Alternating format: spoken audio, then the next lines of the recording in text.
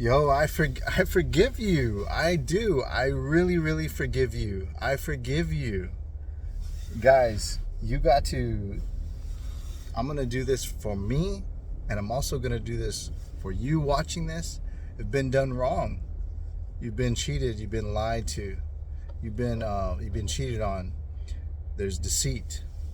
There is disgustingness, man, right behind your back, right in your face. And she'll go and lay down with somebody and come right and lay down with you too. And then you can see the signs and you can read them.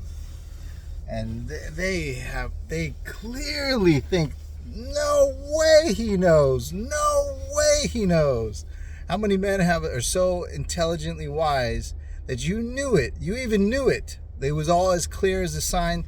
The random disappearing acts, smelling like dirt alcohol from the bar from the night before. You can smell the alcoholic sweat off of their skin.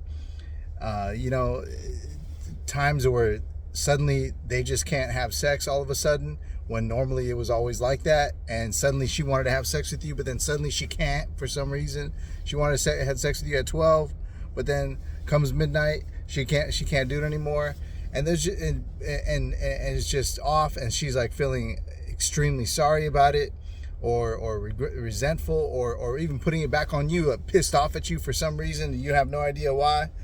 The definition of insanity, a true insanity in psychology, if you look this up in psychology, insanity says for someone to have a if I want to quote it correctly. In psychology, insanity states for someone to have a reaction and a feeling and an emotion off of something that is not realistic, that has not even happened. To even cultivate emotions and feelings, joy or anger, no matter what it is, of something that did not happen. How many times have you told yourself, what are you talking about? Who are you? Man, I've said that hundreds of times in my last relationship and in a couple others. And it's a clear as day. Those are the red flags that tell you, wait a minute, this person is creating something in their head. They got some issue. They've been demonized. They have some issues. They're trying to piss you off. Guys, you got to forgive. You got to forgive. And the hardest part, and I even have difficulty doing this. I have difficulty doing this, and I've learned to do it. It's really hard for me to do it, but let go. And I let go. And I've completely let go. And here's one of the things. I let go now with a caring heart. I care. I care for that person because I can see now I see it now with more wisdom, with more caring behind it and understanding. This person was molested for years on end by somebody.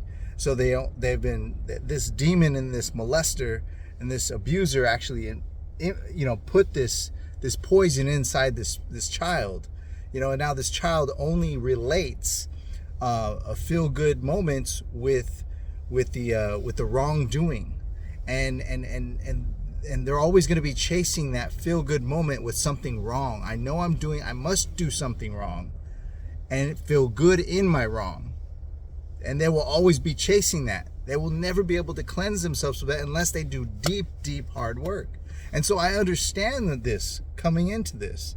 And that's why I forgive the person. And you have to forgive that person. If you've met somebody that has been molested for years on end, you have to have a little bit of a consciousness, like a little bit of a heart, and understand that this person has a lot of things. But then again, it's not something for you to fully forgive.